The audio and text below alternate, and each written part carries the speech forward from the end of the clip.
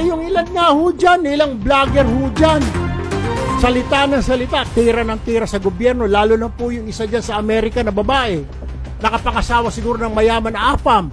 Napakaswerte mo, Ining. Bira ng bira eh. Napakaswerte mo, mamahalin pa yung mga antipara mo. Diyos ko po, dapat magpasalamat ka na sa Panginoon Diyos na mayaman ang AFAM mo. Hindi ka kailangang magbanat ng buto. Daldal ka ng daldal, comment ka ng comment, mga pulburonit, mga ahas na puti. Why don't you come home? Tama. Why don't you come home and help this country? Tama. Kung talagang may malasakit ka sa bayan mo, umuwi ka rito, ibenta mo or i-donate mo yung kayamanan mo na galing sa AFAM mo na Amerikano, ibigay mo sa mga mahihirap dito. Kasi nagko-complain ka eh. Diba? Bakit hindi ka umuwi dito? And then you do the fight, you do the battle.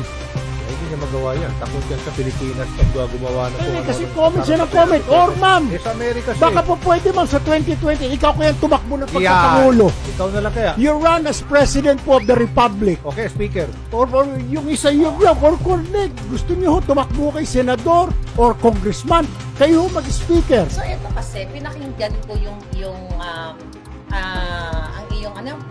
yung show ninyo with Aljo Bendio. Ito naman si Aljo Bendio, syempre kaibigan mo yan, sul-sul yan, oo nga. Okay, here's the thing, Pating. Erwin, pinirmahan, di ba, yung na-revoke ang iyong US passport. Ito kasi yan, Winong. Okay, balikan natin yung mga issue, mga palangga.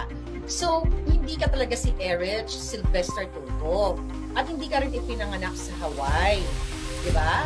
Kasi, you know, ang umamin ka doon sa dokumento na yon na ikaw ay ipinanganak sa Leyte.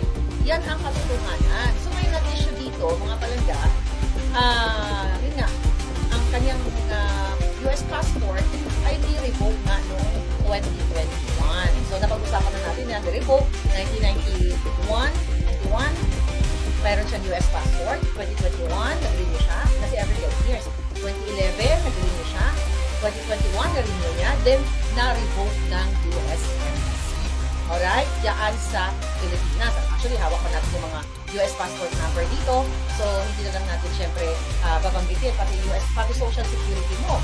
Pero kasi hindi na ito sa'yo. US social security ending 2169. Hawak ko din ang information. Kasi nga, mayroong mga nagmamagandang loob sa atin, mga kababayan. So, napag-usapan na natin kung ano yung mga fraudulent acts o yung mga violations na kung tutusin, pwede talaga dapat ipataw dito kay Erwin Tulfo.